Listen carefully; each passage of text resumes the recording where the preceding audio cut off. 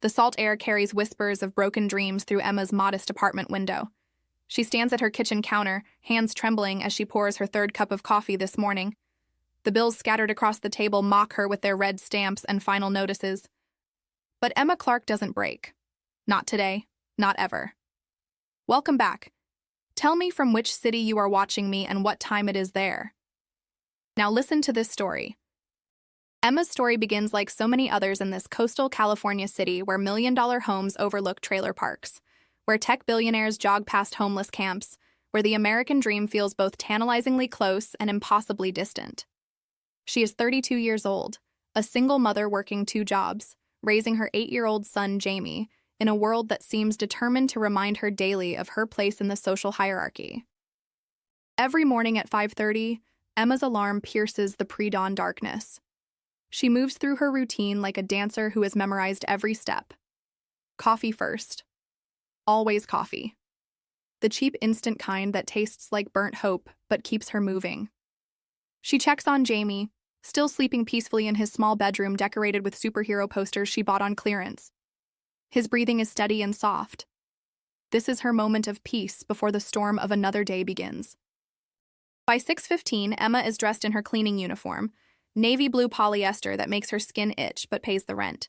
She works for Golden Coast Cleaning Services, maintaining the pristine offices of tech companies and investment firms downtown. The irony isn't lost on her. She scrubs the toilets of people who make more in an hour than she makes in a month. But humiliation is a luxury Emma can't afford. Not when Jamie needs new shoes. Not when the car is making that grinding noise again. Not when the landlord's patience is wearing thinner than her secondhand work clothes. At Golden Coast, Emma moves through gleaming corridors like a ghost. The executives rush past her without acknowledgement. To them, she is furniture, a necessary but invisible part of their perfect world. They discuss million-dollar deals over her head while she empties their trash cans. They complain about their nannies and gardeners while she scrubs their conference tables. One morning, as Emma cleans the bathroom in the executive wing, she overhears 2 women talking outside the door. Their voices carry that particular tone of wealthy entitlement that makes Emma's stomach clench. "Did you see that cleaning woman's son at the school fundraiser?" The first voice is sharp, cutting. "Such a sweet boy, but you can tell he comes from, well, you know." "It's tragic, really." The second voice responds with fake sympathy.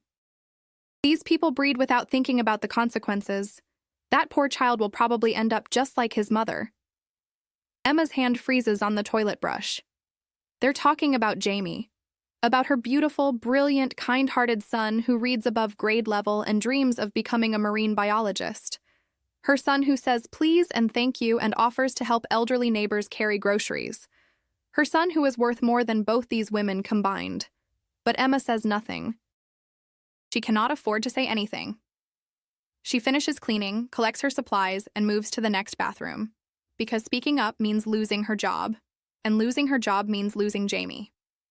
This is the first lesson life has taught Emma about her place in the world. Silence is survival. At 1:30, Emma rushes from her cleaning job to her second position at Sunnyside Diner. The lunch rush is brutal. Businessmen in $1,000 suits snap their fingers at her. They demand extra ranch dressing like it's their constitutional right. They leave $2 tips on $60 tabs and act like they're doing her a favor. Emma forces smiles until her cheeks ache. She says yes, sir, and right away, ma'am, until the words taste like sand. She absorbs their impatience, their condescension, their casual cruelty, because the tips from this job pay for Jamie's after-school program. Between serving tables, Emma steals moments to text with Jamie. He sends her photos of his art projects and tells her about his day. His messages are filled with exclamation points and heart emojis. He doesn't know that some of his classmates' parents whisper about them at school pickup. He doesn't know that his free lunch status marks him as different. Emma will do everything in her power to keep it that way. After her shift at Sunnyside, Emma has exactly 27 minutes to pick up Jamie from his after-school program, drive home, help him with homework, make dinner, and prepare for evening activities. This is her marathon sprint of motherhood, performed daily without fail. Jamie bounds into the car with endless energy and enthusiasm. He chatters about his friend Marcus, who brought Pokemon cards, about the science project on ocean currents, about the book he's reading about dolphins. Emma listens and responds and marvels at his resilience. Despite their circumstances, Jamie remains optimistic and kind. This gives Emma strength when she has none left to draw from her own reserves. Their apartment is small but clean. Emma has worked a miracle of making it feel like home on a budget that would make financial advisors weep. Secondhand furniture arranged with care, library books stacked on every surface. Jamie's artwork covering the refrigerator like colorful band-aids over the wounds of their poverty. Dinner is often creative combinations of whatever ingredients Emma can afford. Rice and beans with different seasonings to make them seem exotic. Pasta with butter and parmesan when there's a little extra money. Soup made from leftover vegetables and called adventure stew to make Jamie giggle. But Emma never lets Jamie see her count and recount the money in her wallet. Never lets him see her calculate whether they can afford milk this week. Never lets him see her cry over the bills she spreads across her bed after he falls asleep. Every evening, Emma helps Jamie with homework at their small kitchen table under the flickering fluorescent light. She is amazed by his intelligence, his curiosity, his creativity. When he struggles with math concepts, she finds YouTube videos to help explain them. When he has questions about science, they visit free museum exhibits on weekends. When he wants to know about other countries, they check out library books and pretend they're traveling together. These moments are sacred to Emma. This is when she feels successful. This is when the two jobs and the exhaustion and the judgment from others fade away. This is when she knows she is exactly where she needs to be, doing exactly what she's meant to do. But even in these precious hours, the outside world intrudes. Jamie occasionally asks why they can't afford things his classmates have, why they don't go on vacation like other families, why Emma works so much but they still worry about money. Emma answers these questions with careful honesty, explaining that different families have different circumstances, that money doesn't determine worth, that love is more valuable than possessions. Jamie accepts these explanations with the adaptability of childhood, but Emma sees him watching other families at school events. She sees him notice the differences, and it breaks her heart in ways she can't let show. On Saturdays, Emma volunteers at Jamie's school. She helps in the library, assists with art projects, chaperones field trips when she can get time off work. The other parent volunteers are mostly stay-at-home mothers from the affluent neighborhoods. They wear designer workout clothes and discuss their latest home renovations, while Emma wears her one nice dress and tries to blend into the background. These women aren't deliberately cruel, but their casual remarks about expensive activities, exclusive summer camps, and private tutors remind Emma constantly of what she can't provide for Jamie. They discuss their children's music lessons and sports teams with the assumption that everyone can afford such luxuries. They plan playdates at houses Emma could never reciprocate hosting. Yet Emma perseveres. She shows up. She contributes what she can. She makes sure Jamie knows she is involved in his education, that she values learning, that she believes in his potential. It's during one of these volunteer sessions that Emma's life takes a turn she never could have anticipated. The school is hosting its annual fundraising gala, an event that raises money for new computers and classroom supplies. Emma can't afford the $100 ticket, but she volunteers to help with setup and serving. She wears her interview dress, black and simple, paired with her only good shoes. She feels invisible among the glamorous parents in their cocktail attire and jewelry that costs more than her monthly rent. As Emma arranges flowers on the silent auction tables, she overhears conversations that make her skin crawl. Parents casually discussing their vacation homes, their children's private tennis lessons, their nanny's salary negotiations. The disconnect between their reality and hers is so vast it feels like they're living on different planets. But Emma focuses on her tasks. She arranges auction items, sets up chairs, ensures the registration table has enough programs. She smiles and nods when spoken to, efficiently handles her assignments, and tries to remain unnoticed. During the cocktail hour, Emma serves appetizers from silver trays. She moves through the crowd like a professional, ensuring everyone has what they need. The parents barely register her presence. She is part of the scenery, necessary but unremarkable. That's when she meets him. Ethan Harrington stands apart from the other parents, observing rather than participating in the social networking. He's tall and lean, with graying temples that suggest wisdom rather than age. His suit is expensive but understated. He doesn't display his wealth like a peacock showing its feathers. When Emma approaches with a tray of hors d'oeuvres, he makes eye contact. actually looks at her like she's a person rather than a service provider. "Thank you," he says simply, but his tone carries genuine appreciation. Emma nods and moves on, but something about the interaction stays with her. In a room full of people treating her like furniture, one person saw her humanity. Later that evening during the program, Emma learns that Ethan Harrington's technology company has donated $50,000 for new computer labs. The principal gushes about his generosity, about his commitment to educational equity, about his vision for giving all children access to technology regardless of their family's economic status. Emma watches Ethan accept the recognition with gracious modesty. He speaks briefly about believing in every child's potential, about the importance of investing in public education, about community responsibility. His words sound genuine rather than rehearsed. Emma finds herself surprisingly moved by his sincerity. After the formal program ends, Emma begins clearing tables. She stacks plates and glasses with the efficiency born of years in restaurant work. Around her, parents continue socializing and networking. Their conversations blend into a hum of privilege and opportunity that Emma has learned to tune out.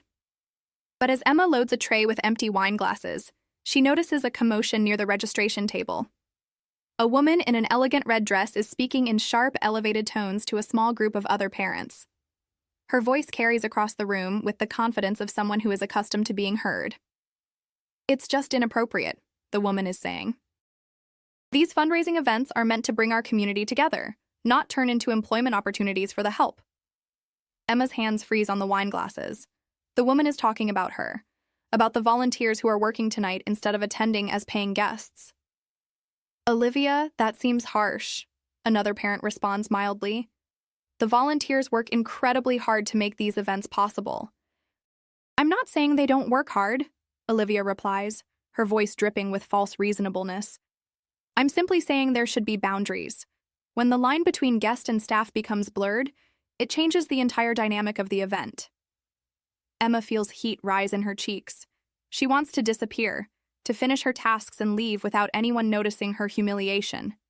But as she reaches for another glass, her elbow catches the edge of the tray.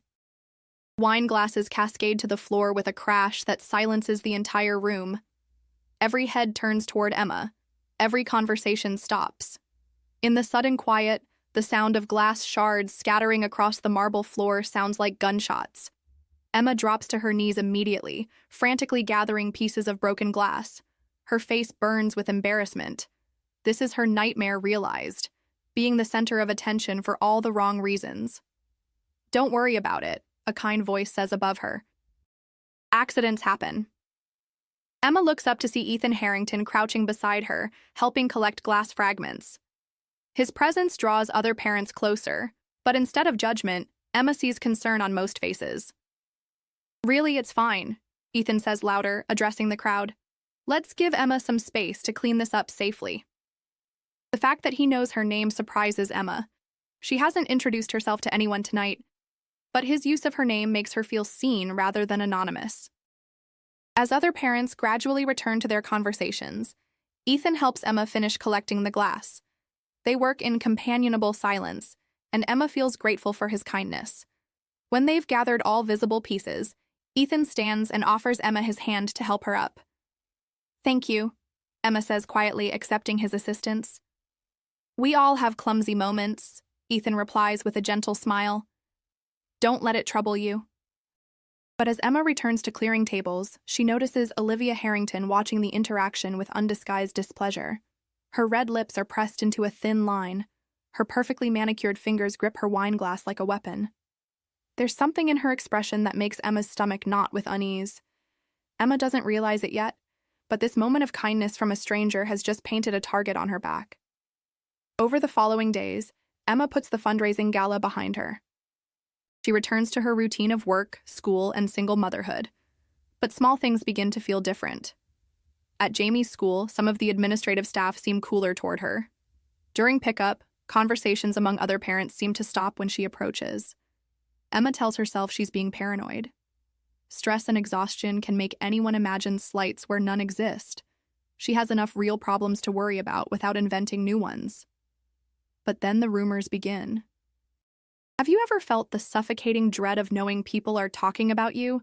but not knowing what they're saying? Emma discovers this particular form of torture when she overhears a conversation at Sunnyside Diner.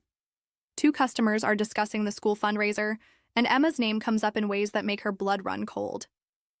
"I heard she was being quite forward with some of the married men there," one woman says in a stage whisper that carries across the restaurant. Apparently, she's been having financial troubles and thought she might find a solution among the wealthier parents. Emma nearly drops the coffee pot she's carrying. The accusation is so far from the truth, it's almost laughable. If only it weren't so dangerous. "That's terrible," the second woman responds with gleeful moral outrage. "These single mothers think they can use their children to access our social circles and then take advantage of generous men. It's predatory behavior, really." Emma sets the coffee pot down with trembling hands.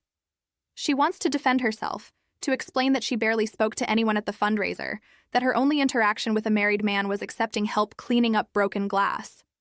But she knows that defending herself will only make things worse. It will confirm that they were talking about her, and it will give them more ammunition for their gossip. So Emma stays silent. Again. Because speaking up costs too much. But the rumors have consequences Emma can't ignore. The next week, her supervisor at Golden Coast Cleaning calls her into the office. "Emma, we need to discuss some concerns that have been brought to our attention," Margaret says without preamble. Her usual warm demeanor has been replaced by professional coldness. Emma's heart hammers against her ribs. "What kind of concerns?" "There have been reports of inappropriate behavior during your work hours.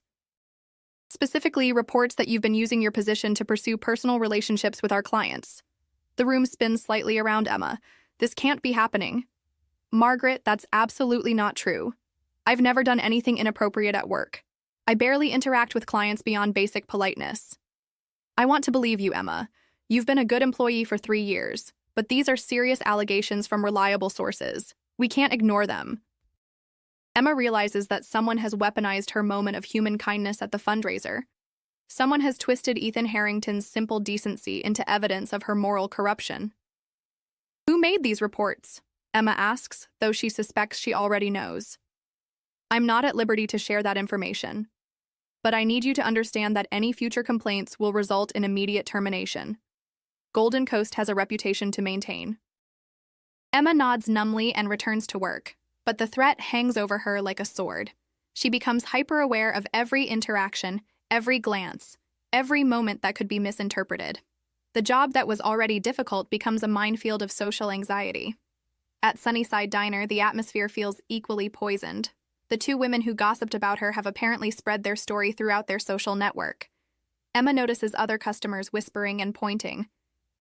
Her tips decrease as people judge her character based on secondhand rumors, but the cruelest blow comes at Jamie's school. Emma arrives for her regular volunteering shift in the library to find Mrs. Peterson, the librarian, looking uncomfortable and avoiding eye contact. "Emma, I'm sorry, but we won't be needing your help today," Mrs. Peterson says without her usual warmth. "Is everything okay? Did I do something wrong?" "It's not. It's complicated." There have been some concerns raised about volunteers, and the administration thinks it's best if we use only parents who attended the fundraiser as paying guests. The euphemism is clear. They don't want poor parents volunteering alongside wealthy ones. They don't want parents who might be desperate enough to pursue married men. Emma feels the familiar sting of class-based rejection, but this time it's worse because it affects Jamie. Her son attends this school. She is part of this community. Yet she's being excluded based on rumors and economic prejudice. "I understand," Emma says quietly, because arguing will only make things worse for Jamie. But as she walks to her car, Emma feels something crack inside her chest. She has been humiliated in front of her entire community based on lies.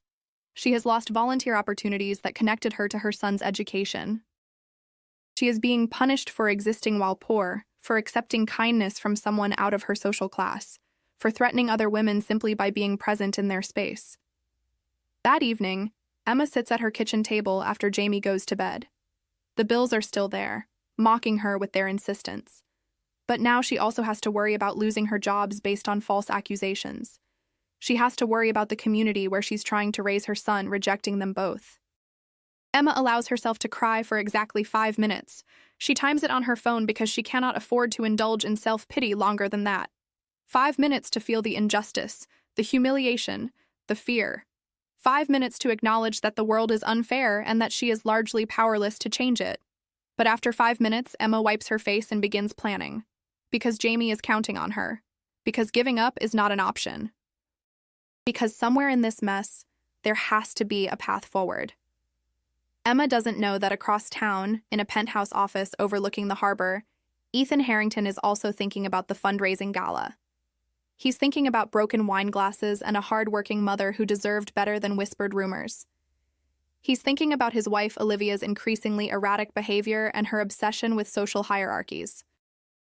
Most importantly, Ethan is beginning to suspect that the rumors about Emma didn't originate spontaneously, and he's starting to investigate what really happened that night. But Emma doesn't know about Ethan's suspicions. She only knows that her carefully constructed life is crumbling around her, and she has no idea who is orchestrating its destruction. The following Monday brings a new level of torment. Emma arrives at work to find that her cleaning assignments have been changed.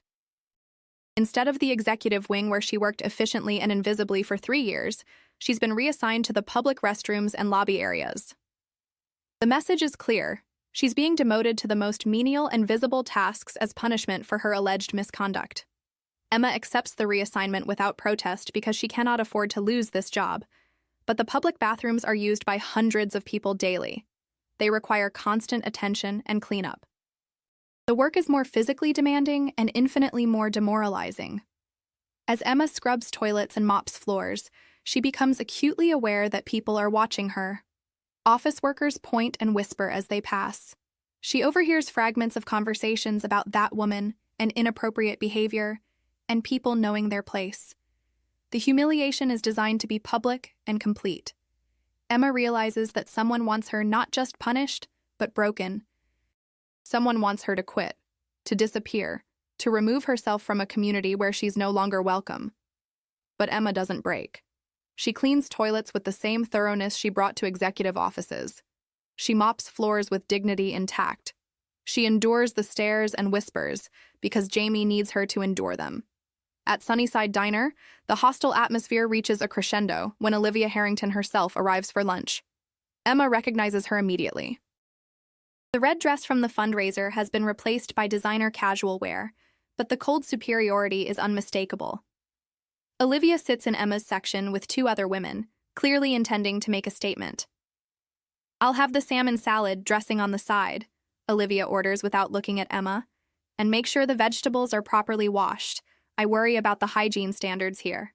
The insult is subtle but unmistakable. Emma takes the order without reacting, but her hands shake slightly as she writes.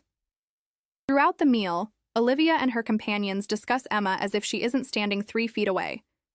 They talk about people who don't understand boundaries, and the importance of maintaining social standards, and protecting our families from inappropriate influences. Emma serves their food, refills their water glasses, and brings their check with professional composure. But when Olivia leaves a $5 tip on a $130 tab, the message is clear. Emma is worth less than minimum wage in Olivia's estimation. That afternoon, Emma receives a call that makes her stomach drop to her feet. "Ms. Clark, this is Principal Davidson from Jamie's school. Could you come in for a meeting tomorrow morning? There's been a concern raised about your family that we need to discuss." Emma's mouth goes dry. "What kind of concern?" "I'd rather discuss it in person. Can you be here at 9?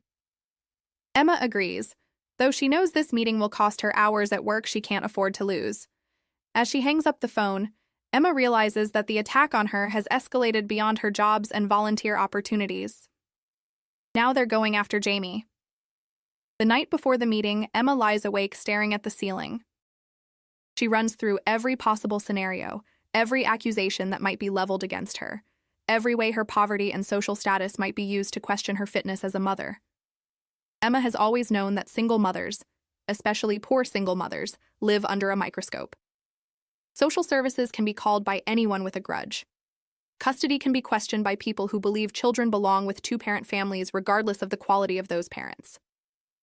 Emma has been careful, so careful, to never give anyone ammunition against her. but someone has manufactured ammunition anyway. The next morning, Emma sits in Principal Davidson's office wearing her interview dress and fighting nausea. The principal looks uncomfortable, shuffling papers on his desk and avoiding eye contact. Emma, I want you to know that this is difficult for all of us. You and Jamie are valued members of our school community. But, Emma prompts because she knows there's a but coming, but there have been reports made to the district about your behavior that raise concerns about Jamie's home environment. Emma feels like she's falling through space. What reports? What behavior? Reports that you've been engaging in inappropriate relationships with other parents.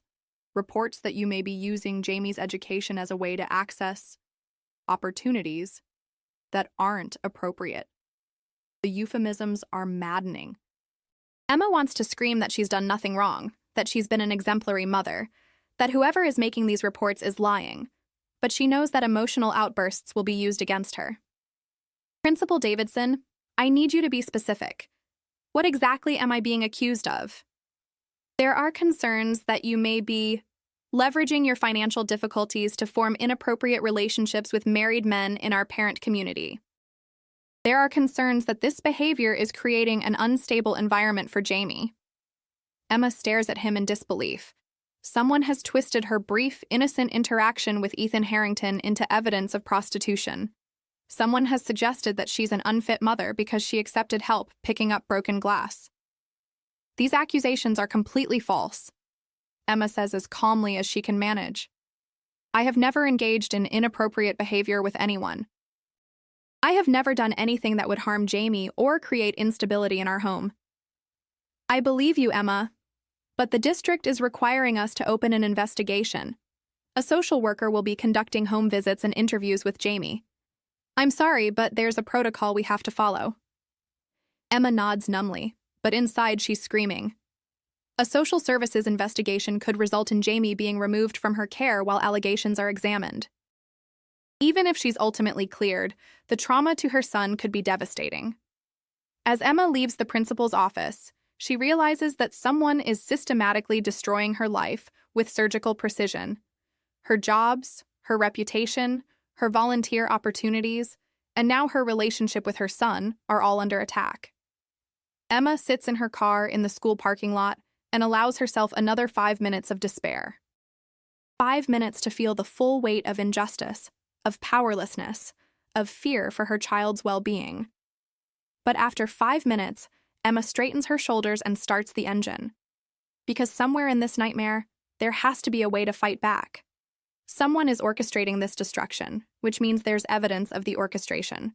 Someone powerful enough to influence multiple institutions is making a mistake by overplaying their hand. Emma doesn't know that she's right. She doesn't know that Ethan Harrington has been quietly investigating the rumors about her and discovering inconsistencies that don't make sense. She doesn't know that Marcus Chen, an investigative journalist covering social issues in their community, has noticed the systematic nature of her persecution and begun asking questions. Most importantly, Emma doesn't know that her tormentor has just made a critical error. Olivia Harrington's jealousy and need for control have pushed her to involve Child Protective Services, creating an official paper trail that can be traced and evidence that can be examined. The war against Emma Clark has escalated, but it's also become visible to people with the power to fight back. Emma just has to survive long enough for help to arrive. The social worker arrives at Emma's apartment on a Thursday morning as Emma is getting ready for work. Jamie has already left for school, which Emma considers a small blessing. At least her son won't witness this invasive examination of their home and lives. Sarah Martinez introduces herself with professional kindness, but Emma knows this woman holds Emma's future in her hands. Every dish in the sink, every unpaid bill on the counter, every sign of their financial struggle could be interpreted as evidence of instability.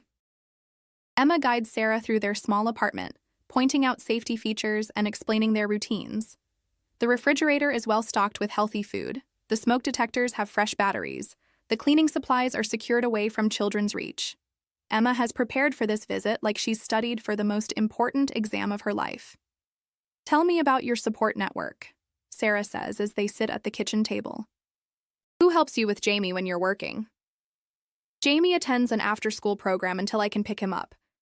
During school breaks and summer, he stays with Mrs. Rodriguez next door. She's retired and loves having him around. They work on puzzles and she helps him practice his Spanish. Sarah makes notes, asking about Jamie's grades, his behavior, his emotional well-being. Emma provides report cards, teacher comments, examples of Jamie's artwork and writing. The evidence overwhelmingly shows a happy, healthy child who is thriving despite their financial circumstances. The reports we received suggest that Jamie might be exposed to inappropriate adult relationships in your home.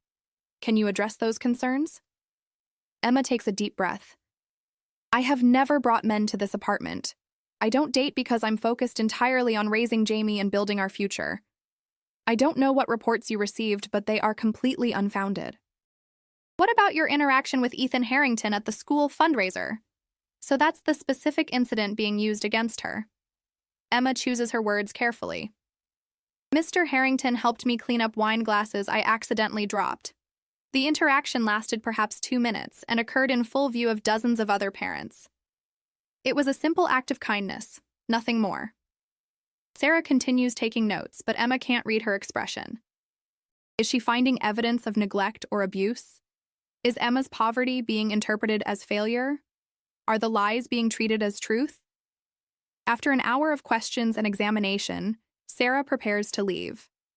I'll be interviewing Jamie at school tomorrow, and I'll need to speak with your employers and some community references. The investigation should be complete within 2 weeks. 2 weeks of uncertainty. 2 weeks of wondering if her son will be removed from her care. 2 weeks of living under official suspicion, while her accuser remains anonymous and protected. That evening, Emma explains to Jamie that a nice lady from the county will want to talk with him at school. She keeps her voice calm and reassuring, describing it as a routine check that happens sometimes to make sure children are happy and healthy. Are we in trouble? Jamie asks with the intuitive worry of a child who has learned that security is fragile. No, sweetheart. Someone made a mistake and reported something that isn't true. When people make investigations, they discover the truth and everything goes back to normal. Emma hopes she sounds more convinced than she feels. Meanwhile, across town, Marcus Chen is investigating a story about economic inequality in their coastal community. As a journalist specializing in social justice issues, Marcus has learned to recognize patterns of discrimination and systemic oppression. The rumors about Emma Clark have caught his attention precisely because they seem so manufactured. The timing, the nature of the accusations, the rapid spread through multiple social networks all suggest coordination rather than organic gossip. Marcus begins making discreet inquiries among his sources in the school district, the business community, and local social services. He discovers that Emma has no history of inappropriate behavior, no previous investigations, no red flags in her background. Yet suddenly she's facing accusations from multiple directions, all stemming from a single charitable event. Marcus also learns something interesting about Olivia Harrington. The woman has a history of complaints about service workers, volunteers, and anyone she perceives as threatening her social status. Hotel managers, restaurant workers, housekeepers, and nannies have all faced sudden employment difficulties after crossing Olivia in minor ways. But Emma's case is different. The accusations are more serious, the campaign more systematic. Marcus suspects that Olivia has escalated her usual pattern of retaliation into something approaching persecution. Marcus decides to investigate further. He requests public records about the fundraiser, interviews other parents who attended, and checks social media for evidence of the alleged misconduct. What he finds contradicts every accusation made against Emma. Photos from the evening show Emma working efficiently and professionally. Multiple witnesses describe her as polite, helpful, and appropriate in all interactions. The broken glass incident is remembered by several people as an accident handled gracefully by both Emma and Ethan Harrington. Most tellingly, Marcus discovers that the first rumors about Emma began circulating the day after the fundraiser, originating from a single source: Olivia Harrington's social circle. Marcus realizes he's witnessing a deliberate character assassination campaign. The question is whether he can prove it in time to help Emma keep her son. At the same time, Ethan Harrington is conducting his own investigation. As a successful businessman, Ethan has learned to trust his instincts, and his instincts are telling him that something is very wrong about the situation surrounding Emma Clark. Ethan remembers Emma from the fundraiser as professional, kind, and completely appropriate. The idea that she would behave inappropriately toward married men seems inconsistent with everything he observed about her character. More troubling to Ethan is his wife's unusual interest in Emma's situation. Olivia has mentioned the scandal several times, always with a satisfaction that makes Ethan uncomfortable. Olivia seems to know details about Emma's employment troubles and social ostracism that she shouldn't know unless she's actively tracking the situation. Ethan begins paying closer attention to Olivia's phone calls and social media activity. What he discovers disturbs him greatly. Olivia has been orchestrating a systematic campaign to destroy Emma's reputation and livelihood. She has called Emma's employers to report inappropriate behavior. She has spread rumors through her social networks. She has complained to school administrators about unsuitable volunteers. Most shocking of all, Ethan discovers that Olivia contacted Child Protective Services to report Emma as an unfit mother, engaging in inappropriate relationships that endanger her child. The evidence of Olivia's campaign is overwhelming, but confronting her directly could escalate the situation and cause more harm to Emma. Ethan decides he needs help from someone with the skills and authority to stop Olivia's persecution. Ethan contacts his attorney and explains the situation. Together, they develop a strategy to gather evidence of Olivia's harassment campaign and present it to the appropriate authorities. But time is running out. Emma's social services investigation is progressing, and bureaucratic momentum could separate her from Jamie even if she's eventually cleared of all charges. Emma doesn't know about these parallel investigations. She only knows that she's fighting for her family against invisible enemies with unlimited resources and social power. The second week of the investigation brings new humiliations. Emma's hours at Golden Coast are reduced to part-time as her supervisors respond to ongoing concerns. Her tips at Sunnyside decline further as customers treat her with suspicion and disgust. Most painful of all, other parents begin avoiding Emma during school pickup. Conversations stop when she approaches. Children's play dates with Jamie are quietly canceled. The community where Emma has tried to build belonging for her son has decided she doesn't belong. Emma maintains her dignity through all of this, but the cumulative weight of social rejection is crushing. She begins to understand how people can be driven from communities, how reputations can be destroyed with whispers, how the presumption of innocence evaporates when someone is poor and powerless. The only bright spot in Emma's nightmare is Jamie himself. Her son remains loving, optimistic, and confident in his mother's goodness.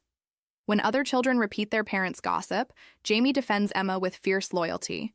When adults treat Emma coldly, Jamie offers her extra hugs and reassurance. "You're the best mom in the whole world," Jamie tells Emma one evening as she tucks him into bed. "I don't care what anyone else says."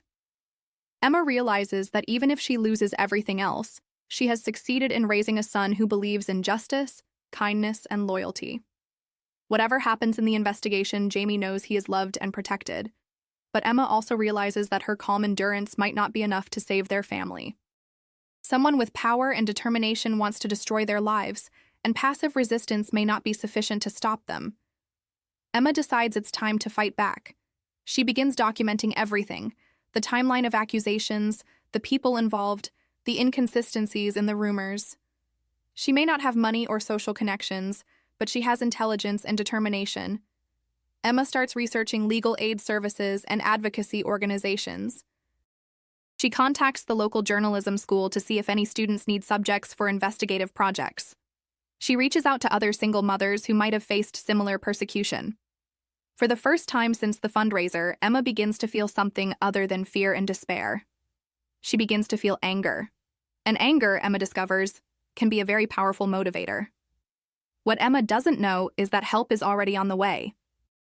Marcus Chen has submitted a story proposal to his editor about class-based persecution in their community, using Emma's case as the primary example.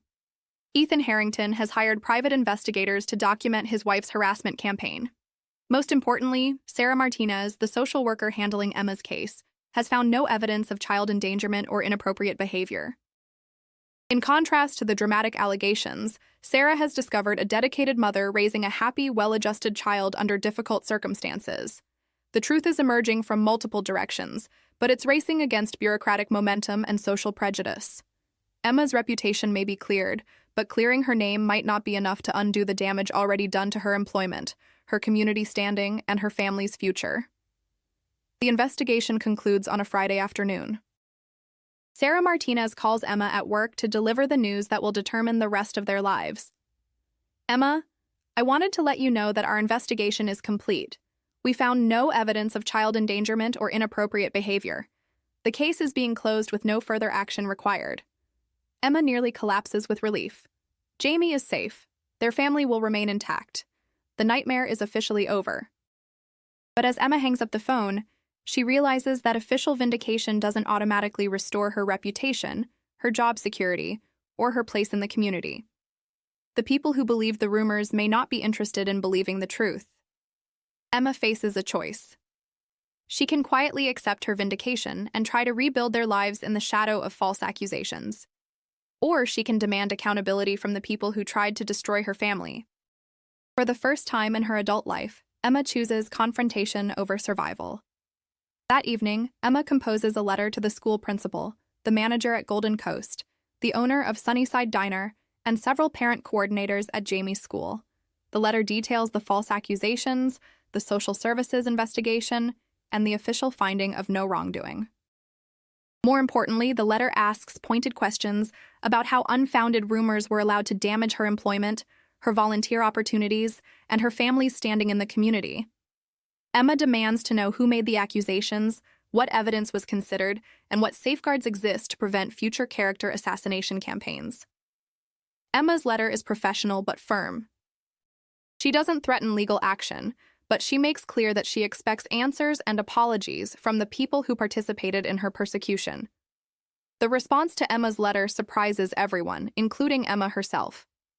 Principal Davidson calls within hours to apologize personally and invite Emma to resume her volunteer activities. The manager at Golden Coast offers to restore her full-time hours and reassign her to the executive wing. The owner of Sunnyside Diner stops by her table to express regret for the way she was treated by customers and staff. More surprisingly, several parents from Jamie's school reach out to apologize for believing rumors without evidence. They invite Emma to coffee, ask about volunteer opportunities, and request playdates for their children with Jamie. Emma realizes that many people in her community felt uncomfortable with her treatment, but didn't know how to speak up while the accusations were unresolved. Her letter gave them permission to acknowledge the injustice and make amends. But not everyone responds positively to Emma's vindication. Olivia Harrington's reaction is swift and vicious. Within days of Emma's official exoneration, new rumors begin circulating.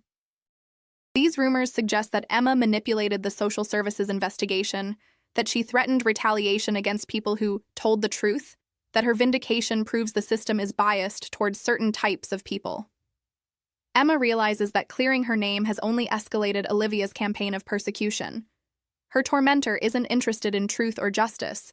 She's interested in dominance and revenge. This time, however, Emma isn't fighting alone. Marcus Chen's investigative article about Emma's case is published in the weekly community newspaper and shared widely on social media. The article details the systematic nature of the attacks on Emma, the lack of evidence supporting the accusations, and the pattern of retaliation that suggests coordinated harassment.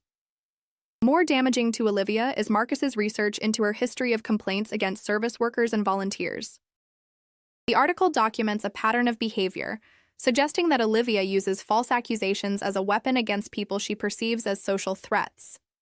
The community reaction to Marcus's article is immediate and overwhelmingly supportive of Emma. Parents at Jamie's school express outrage at the persecution of a hardworking mother. Emma's employers publicly apologize for their handling of the false accusations. Local advocacy groups offer Emma support and legal resources. Most significantly, other women come forward with their own stories of harassment by Olivia Harrington. Housekeepers, nannies, volunteer coordinators, and retail workers all describe similar patterns of false accusations and systematic retaliation. Emma realizes she wasn't Olivia's first victim, just the most recent. But the public exposure of Olivia's behavior means Emma will likely be her last victim. The revelation of Olivia's harassment campaign creates a social media firestorm that reaches beyond their coastal community. The story resonates with people across the country who have experienced class-based discrimination and social persecution. Emma receives messages of support from single mothers, service workers, and volunteers who share similar experiences. Her story becomes a rallying point for discussions about economic inequality, social prejudice, and the abuse of privilege. But the most important support comes from her own community. Parents at Jamie's school organize a fundraiser to help Emma recover financially from the months of reduced work hours. Local businesses offer her job opportunities with better pay and benefits. Community organizations invite her to share her story and advocate for other families facing similar challenges. Emma discovers that surviving persecution has given her a voice and a platform she never expected.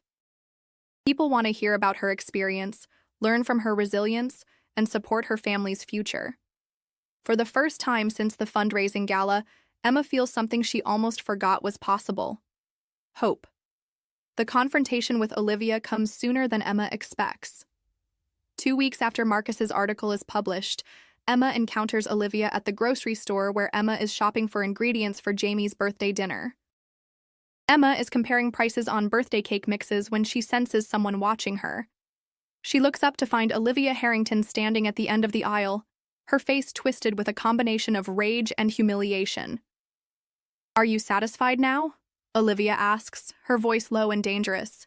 "You've destroyed my reputation, my marriage, my community standing. Was it worth it?" Emma stares at her tormentor in disbelief. After months of systematic harassment, Olivia is positioning herself as the victim. "I didn't destroy anything," Emma replies calmly. "I simply told the truth about what you did to my family." "You're nothing," Olivia hisses, stepping closer. "You're a cleaning woman, a waitress, a single mother living in poverty. You have no right to challenge your betters." The mask has completely dropped. Olivia's persecution of Emma wasn't about inappropriate behavior or child welfare.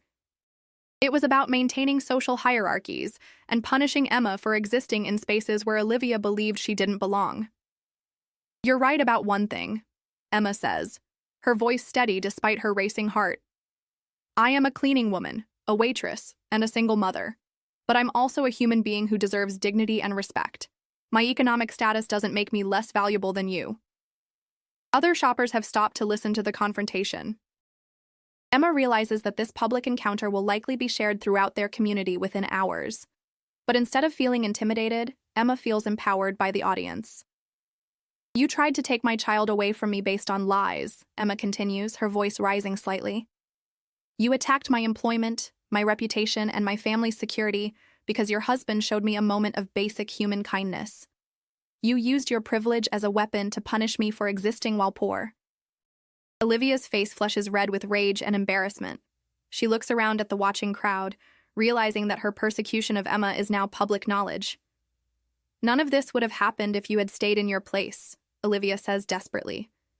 "If you hadn't tried to seduce my husband, if you hadn't pretended to belong at events meant for real community members." Emma sees the fear behind Olivia's anger. This woman's entire identity is built on social status and superiority. The idea that someone like Emma could threaten her marriage or position reveals how fragile Olivia's sense of self really is. "I never tried to seduce anyone," Emma says firmly. "I never pretended to be anything other than what I am. You created an elaborate fantasy to justify persecuting an innocent family, and now you're facing the consequences of your actions." Olivia storms away without responding, but Emma can see that their confrontation has been recorded on multiple phones. By evening, video of their encounter will be circulating on social media, providing even more evidence of Olivia's character and motivations.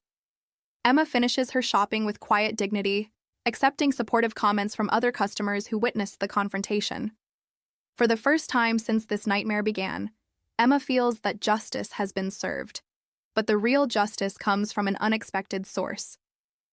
The following Monday, Emma receives a phone call from Ethan Harrington. His voice is formal but kind as he explains that he's been investigating his wife's harassment campaign and has taken legal action to stop it. "I want to apologize personally for my wife's behavior," Ethan says. "What she did to you and your son was unconscionable. I've filed for divorce and obtained a restraining order to prevent any further harassment." Emma is stunned by this development. She knew that Ethan had helped her at the fundraiser, but she had no idea he was aware of his wife's persecution campaign. "You don't need to apologize for someone else's actions," Emma replies, "but I appreciate your support." "There's something else," Ethan continues. "I'd like to offer you a position with my company's new community outreach program." We're developing initiatives to support single parents and provide economic opportunities for families facing financial challenges. Your experience and insights would be invaluable. Emma is overwhelmed by the offer. A position with Ethan's tech company would provide economic security, professional growth, and the opportunity to help other families in similar situations. But Emma also recognizes the irony of the situation. Olivia's jealousy over an imagined relationship between Emma and Ethan has led to an actual professional relationship that will benefit both of them. I'm very interested, Emma says carefully. But I need to make sure this opportunity is based on my qualifications and not on guilt over your wife's behavior. I understand your concern, Ethan replies.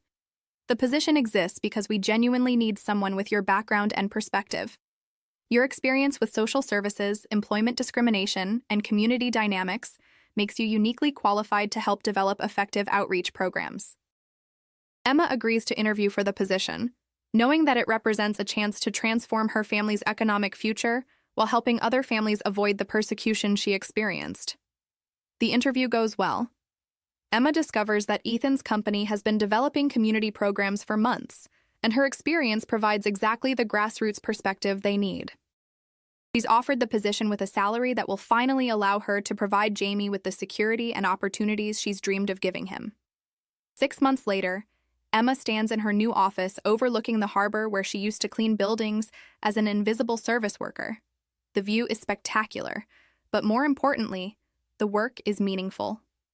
Emma's community outreach program has helped dozens of single parents access job training, childcare support, and educational opportunities. She's developed partnerships with schools, social services, and local businesses to create comprehensive support networks for families facing economic challenges. The program has also implemented safeguards to prevent the kind of harassment Emma experienced. Anonymous complaint processes, investigation protocols, and accountability measures now protect vulnerable community members from retaliation and discrimination. But Emma's greatest satisfaction comes from the changes in her relationship with her son. Jamie now attends after-school enrichment programs instead of basic childcare. He takes music lessons and participates in summer camps. Most importantly, he sees his mother recognized and respected for her contributions to their community. "Mom, you're famous," Jamie tells Emma one evening, showing her a newspaper article about her program's success. "Everyone knows you're helping people." Emma realizes that fame built on helping others feels completely different from the notoriety she experienced during Olivia's persecution. This recognition celebrates her contributions rather than condemning her existence. Emma's story spreads beyond their community as an example of how individuals can overcome systematic discrimination and create positive change. She's invited to speak at conferences, consult with other communities, and share her expertise with policymakers. The speaking opportunities surprise Emma. She discovers that she enjoys public speaking and has a talent for connecting with audiences who have experienced similar challenges. Her presentations combine personal narrative with practical solutions, inspiring others while providing concrete tools for change. But Emma never forgets where she came from, or the people still fighting battles similar to the one she survived. Every month, Emma volunteers at Sunnyside Diner, serving breakfast to early shift workers who remind her of her former self. She maintains relationships with her former colleagues at Golden Coast Cleaning, advocating for better wages and working conditions. Most importantly, Emma continues living in her modest apartment, driving her reliable used car, and maintaining the values that sustained her through the darkest period of her life. "Success hasn't changed you, Mrs. Rodriguez observes one evening as Emma picks up Jamie from her apartment. "You're still the same kind person you've always been." Emma realizes that surviving persecution has actually strengthened her character, rather than changing it. She's more confident in her worth, more willing to speak up for herself and others, but still fundamentally the same person who cleaned toilets with dignity and raised her son with love.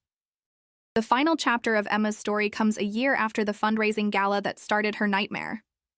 Jamie's school is hosting another fundraiser, and Emma attends as a paying guest for the first time. She wears a new dress purchased with her first-year salary bonus and sits at a table with other parents who now consider her a valued community member. During the program, Principal Davidson recognizes Emma's contributions to the school and community. The applause is genuine and sustained, acknowledging not just her financial support but her advocacy for all families regardless of economic status. After the program, Emma mingles with other parents, discussing upcoming volunteer opportunities and planning collaborative projects. The conversations are natural and warm, without the tension and exclusion she experienced a year ago. As Emma prepares to leave, she notices a young woman in a server's uniform clearing tables with the same efficient invisibility Emma once practiced. The woman looks tired and worried, clearly struggling with challenges beyond her job responsibilities. Emma approaches the young woman and introduces herself. "Thank you for all your hard work tonight," Emma says warmly. "Events like this succeed because of people like you." The woman, surprised by the acknowledgement, smiles gratefully. Emma remembers that feeling of being seen as a person rather than a function. If you're ever interested in learning about job training programs or educational opportunities, Emma continues, handing the woman her business card, "please give me a call. We have resources that might be helpful." The woman accepts the card with surprise and gratitude, clearly unused to receiving support from the wealthy attendees at such events. Emma realizes that this moment completes her transformation. She has moved from invisible service worker to community leader, but she's used that transition to build bridges rather than barriers between social classes. As Emma drives home that night, she reflects on the journey that brought her to this point. The persecution she endured was unjust and cruel, but it also revealed her strength, connected her with allies, and provided her with a platform to help others. Emma thinks about Olivia, who she occasionally sees around town looking isolated and diminished. The divorce was finalized months ago, and Olivia has largely withdrawn from community activities. Emma feels no satisfaction in Olivia's downfall, only sadness that jealousy and insecurity led to such destructive behavior. Most of all, Emma thinks about Jamie, now 9 years old and thriving in ways she could barely imagine a year ago. He's confident, compassionate, and proud of his mother's work. The persecution that threatened to tear their family apart actually strengthened their bond and taught Jamie important lessons about justice, resilience, and standing up for others. "Mom," Jamie says as Emma tucks him into bed that night, "I'm glad you fought back against the mean lady. You showed me that good people have to be brave." Emma realizes that surviving persecution has given her the greatest gift of all, the knowledge that she and Jamie can face any challenge together. Their love, their values, and their determination are stronger than any force that might try to diminish them. As Emma turns off Jamie's bedroom light, she looks out the window at the harbor lights twinkling in the distance. The same view she once admired from the city bus on her way to clean office buildings now stretches before her from her son's bedroom window. The physical landscape hasn't changed, but Emma's place in it has been transformed completely. She's no longer invisible or powerless. She has a voice, a platform, and the resources to make a difference in other people's lives. But most importantly, Emma has something that no amount of money or social status can provide: the unshakable knowledge that she survived the worst that people could do to her and emerged stronger, kinder, and more determined to create a better world for her son and others facing similar challenges. Emma's story ends not with revenge against her persecutor, but with redemption of her own worth and the creation of systems to protect others from experiencing what she endured. Have you ever lived through or known someone who went through something similar? Have you witnessed the way rumors and social prejudice can destroy innocent lives, or seen how courage and community support can help people overcome systematic persecution? Emma's journey reminds us that every person has inherent dignity, regardless of their economic status, their job, or their social position. It shows us that individuals with privilege have the power to either perpetuate inequality or work to dismantle it. Most importantly, it demonstrates that surviving injustice can transform us into advocates for others facing similar challenges. If this story resonated with you, give it a like and subscribe so you don't miss the next ones. Share Emma's story with others who might need to hear that dignity cannot be destroyed by lies, that worth isn't determined by wealth, and that sometimes the greatest victories come not from defeating our enemies, but from refusing to let their cruelty change who we are meant to be.